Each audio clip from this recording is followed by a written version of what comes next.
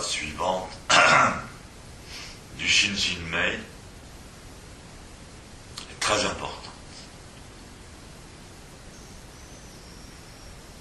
Ne pas chercher la vérité, mais seulement ne pas avoir de préjugés. Pendant la dernière session que j'ai fait, j'avais raconté l'histoire que les hommes avaient été fabriqués comme des dieux, à l'image des dieux, avec la seule différence, c'est qu'ils avaient un corps calleux, c'est-à-dire une séparation entre l'hémisphère droit et l'hémisphère gauche.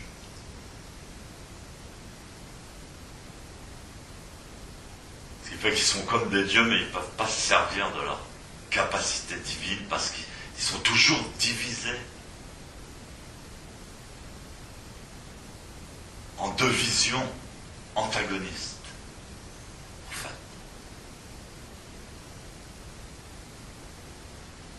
Ils ne peuvent se servir que de la moitié. C'est une image, évidemment. Mais ils ne peuvent se servir que de la moitié de leur cerveau divin à la fois.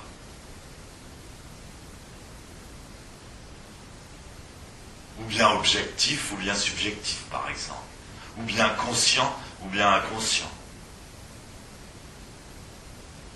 Et donc avec leur demi-cerveau, ils cherchent toujours la vérité de l'autre moitié.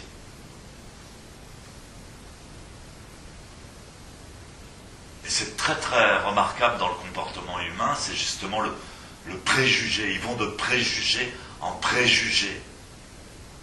Et quand on regarde même les philosophies, c'est-à-dire les idéologies auxquelles des peuples entiers adhèrent, elles sont totalement contradictoires. Alors qu'est-ce qu'il faut choisir ?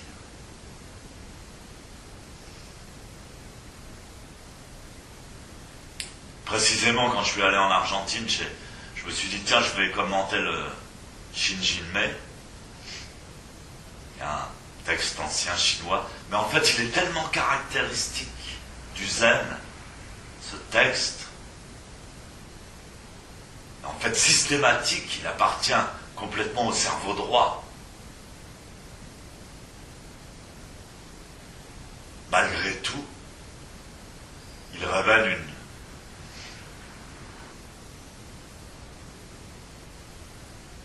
spécificité de sagesse merveilleuse, précieuse.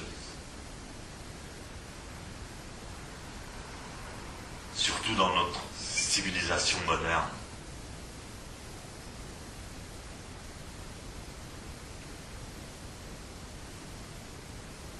Ce qui nous sépare les uns des autres, déjà, ce qui nous oppose les uns aux autres.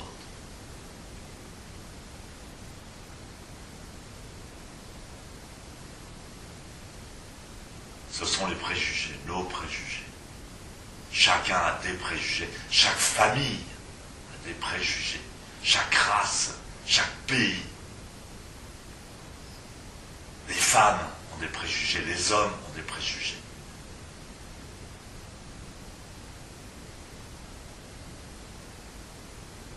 Et le préjugé, c'est de croire à une vérité.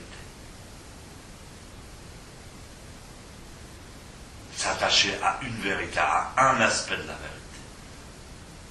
Par exemple, Jésus disait, il ne faut pas travailler. Il disait, faites comme les petits oiseaux. Est-ce que vous avez vu les petits oiseaux travailler?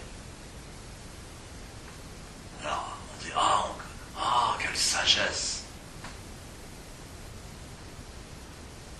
Est-ce qu'on doit s'adapter à cet aspect? C'est un aspect de la sagesse. Il y en a un autre qui dit, pour goûter au bonheur, pour profiter du plaisir, il faut connaître l'amertume, ou la souffrance, ou la difficulté, ou l'acidité.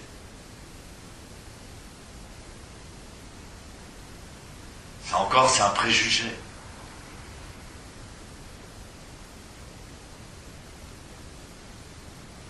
C'est une moitié de cerveau après l'autre.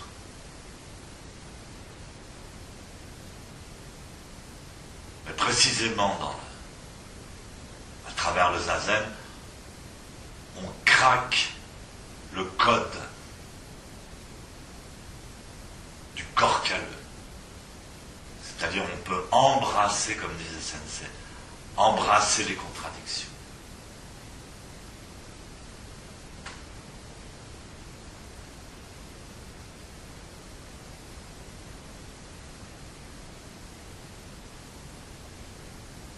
Donc cette phrase est super importante et c'est un vrai trésor. Ne cherchez pas la vérité. Et surtout, n'ayez pas de préjugés. Plutôt, n'ayez pas de préjugés.